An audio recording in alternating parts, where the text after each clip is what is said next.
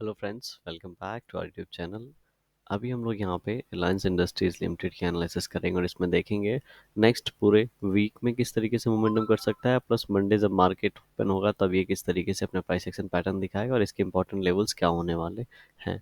तो अभी यहाँ पे देखेंगे अगर आप, तो मंथली टाइम फ्रेम में मैंने कैंडल लगा रखा है क्योंकि आज हमारा जो ये दिसंबर मंथ है ये खत्म हो गया और पूरा साल यहीं पे एंड हो गया है। तो in advance happy new year to one and all. And अभी यहाँ पे देखेंगे ये बहुत ही अच्छी हम लोग को क्या मिली है, यहाँ पे ब्रेकआउट मिली है मंथली टाइम फ्रेम पे और बहुत दिनों बाद ये ब्रेकआउट हम लोग को मिला है। राइट। तो अब ये ब्रेकआउट कितना सस्टेन हुआ कितना नहीं होगा ये उसी के ऊपर डिपेंड करता है, क्योंकि अगर अगर नेक्स्ट मंथ में अगर ये 2584 अगर यहाँ पे जैसे क्लोजिंग मिला है और इस कैंडल की जो हमें हाई मिला है, ठीक है, 2614, तो 2614 का 4 का हम लोग को हाई मिला हुआ है। ठीक है, अगर ये नेक्स्ट मंथ में 1 तारीख को मार्केट ओपन होने के बाद या किसी भी वीक में अगर ये इसको नीचे आके थोड़ा सा ऊपर की ओर इस तरीके से ब्रेकआउट देगा तो यहाँ पे सस्टेनेबल होगा और ये ब्रेकआउट हम लोग प्ले कर सकते हैं। लेकिन याद रखेंगे जब भी हम ब्रेकआउट मंथली टाइम फ्रेम पे करते हैं तो उसका जो टारगेट होता है वो भी मंथली टाइम फ्रेम पे होता है। ठीक है, तो अभी यहाँ से ये और बुलिश हो जाएगा और बुलिश होने के कारण ये और ऊपर जाएगा और 2800 के आसपास ये जाने वाला है, जैसा कि हमने पहले भी इसको डिस्कस करके रखा है। हो सकता है 2800 टच करने के बाद कुछ इस टाइप से कैंडल बना दे। ठीक है, या फिर थोड़ा सा इस टाइप का कैंडल, मतलब ऊपर टच करने के बाद ये थोड़ा नीचे आके क्लोजिंग दे दे, इस टाइप का कैंडल हम लोग को मंथली टाइम फ्रेम में एक्सपेक्ट कर सकते हैं। अब ये आने वाले शुरू में हो जाएगा लास्ट में होगा ये हम लोग यहाँ पे डिसाइड नहीं कर पाएंगे, लेकिन 2800 का टारगेट हम लोग को नजर आ रहा है। एसएल क्या होना चाहिए, तो एसएल इस कैंडल के नीचे या फिर इस स्विंग के नीचे होना चाहिए। अगर आप अच्छे खासे लंबे समय के लिए यहाँ पे पैसे इन्वेस्ट कर रहे हैं तो जब भी पैसे मैं इन्वेस्ट भी करता हूँ तो भी मेरा एक एसएल होता ही है, वो एसएल मेरा ये 2200 के आसपास होगा। राइट। तो यहाँ से एक अच्छा मोमेंटम हम लोग को ऊपर की ओर मिल सकता है, उसमें समय लग सकता है, लेकिन हम लोग को 3500 का टारगेट का हम ये इंतजार रहेगा रिलायंस इंडस्ट्री में, अगर ये रेंज यहाँ पे ब्रेकआउट मिलता है तो। राइट। अब हम लोग क्या करेंगे, वीकली टाइम फ्रेम पे चलते हैं। वीकली टाइम फ्रेम पे हम लोगों को क्या दिखेगा, वीकली टाइम फ्रेम पे हम लोग डिस्कस कर रहे थे, बहुत ही अच्छे अच्छे ग्रीन कैंडल बना के ऊपर की ओर गया है। नो डाउट काफ़ी ज़्यादा टाइम ले लिया है, छोटे छोटे कैंडल बना है यहाँ पे और अभी लगभग लगभग 2600 का टारगेट लगा के यहाँ पे इंतजार कर रहा है। तो जिस तरीके से हमने आपसे बात किया था कि 2600 के आसपास ये वीकली टाइम फ्रेम पे भी एक ब्रेकआउट मिला है, उसके पहले जो ब्रेकआउट मिला था छोटा ब्रेकआउट था इन लेवल्स के आसपास। ठीक है, अभी यहाँ पे एक बड़ा ब्रेकआउट फिर से मिला है और ये ब्रेकआउट लेने के पहले ट्रेंड लाइन के पहले इस तरीके से प्राइस एक्शन पैटर्न बना के गया है। ठीक है, और ये हमारा 2600 का पहला टारगेट यहाँ पे हिट हुआ। अभी क्या करना चाहिए, नेक्स्ट लास्ट वीक की अगर कैंडल देखेंगे, इसी वीक की जो क्लोज हुई है ये नीचे आके क्लोजिंग दिया है। ठीक है, इसने नीचे आके क्लोजिंग दिया है।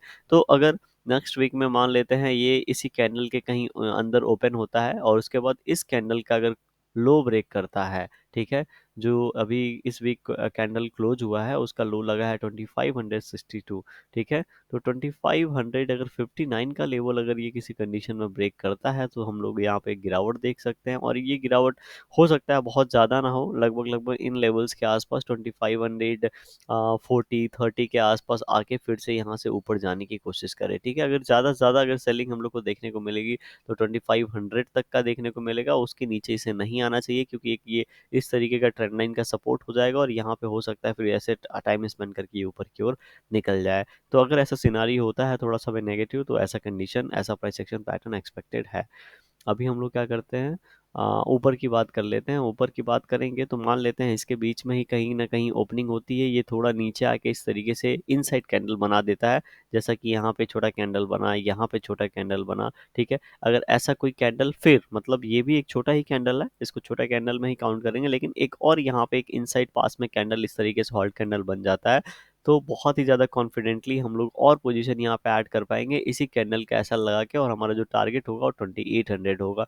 तो जो भी हमारा यहाँ पे एसएल होगा उसका 1:2 हम लोग को आराम से देखने को मिल सकता है। लेकिन ये जो है, ठीक है, ये जो पोजीशन हम बीच में ऐड करेंगे, इसीलिए जो भी क्वांटिटी होगा वो बहुत ही सोच समझ के अपनी एनालिसिस करने के बाद ही आप लोग डिसाइड करके यहाँ पे लगाइएगा। ठीक है, अपनी एनालिसिस के बाद में ही आपको कोई भी डिसीजन लेना है। अभी यहाँ पे मान लेते हैं ऐसा नहीं होके, जैसा कि हमने लास्ट वीक में सोचा था यहाँ पे एक नीचे कैंडल बने, नहीं बना, ऊपर की ओर क्रॉस कर दिया। तो अगर ऐसा नहीं होके फिर से अगर इसका क्रॉस करता है तो क्या, ठीक है, तो हम लोग कितना टारगेट एक्सपेक्ट कर सकते हैं, तो उसके लिए हम लोग अभी क्या करते हैं, वन डे टाइम फ्रेम पे चलते हैं। And one day time frame पे हम लोग सोचेंगे कि यहाँ पे अगर मान लेते हैं आज नेगेटिव कैंडल बना है और ये थोड़ा सा बियरिश कैंडल है, क्योंकि लास्ट कैंडल के को यहाँ पे पूरा का पूरा इनकल्प कर दिया, इसने भी इनकल्प किया था लेकिन इसका लो ब्रेक नहीं हुआ तो ये एक्टिवेट नहीं हुआ। तो अगेन अगर इसका लो ब्रेक नहीं होता है तो एक्टिवेट नहीं होगा और ये नीचे की ओर आके इन लेवल्स को ब्रेक नहीं करेगा, तो ये यहाँ से ब्रेक करने के लिए ऊपर की ओर निकल सकता है, राइट। तो हम लोग क्या कर सकते हैं, अभी ये पूरा का पूरा यहाँ पे ये हम लोग 2520 से लेकर 2600 तक का एक रेंज बना है, ठीक है। लास्ट 2 वीक का ये रेंज है, तो इस रेंज को हम लोग ऊपर की ओर प्लॉट करेंगे तो कितना टारगेट निकल के आएगा, 2680 के आसपास का टारगेट निकल के आएगा। तो हम लोग अगर मान लेते हैं, जैसे हमने बात किया कि ये हाई यहाँ पे 2600, जैसा कि हाई है 2620, यहाँ पे ब्रेक करता है 2600, आज का हाई देख लेते हैं। आज का हाई कितना लगा हुआ है, 2614, ठीक है। तो 2620 अगर यहाँ पे ब्रेक करता है तो हम लोग ऊपर का जो नेक्स्ट टारगेट एक्सपेक्ट कर रहे हैं वो 2680 तक का कर रहे हैं। ये पूरे वीक के लिए मैं बता रहा हूँ, हो सकता है इससे काफ़ी ज़्यादा ऊपर निकल जाए, या जैसे नीचे बात की वैसे नीचे आ जाए, लेकिन यहाँ तक मैं देख रहा हूँ यहाँ पे टेक्निकली इसे। अब 15 मिनट टाइम फ्रेम पे चल रहे हैं और देखिए मंडे कैसा ये प्राइस एक्शन पैटर्न बना सकता है।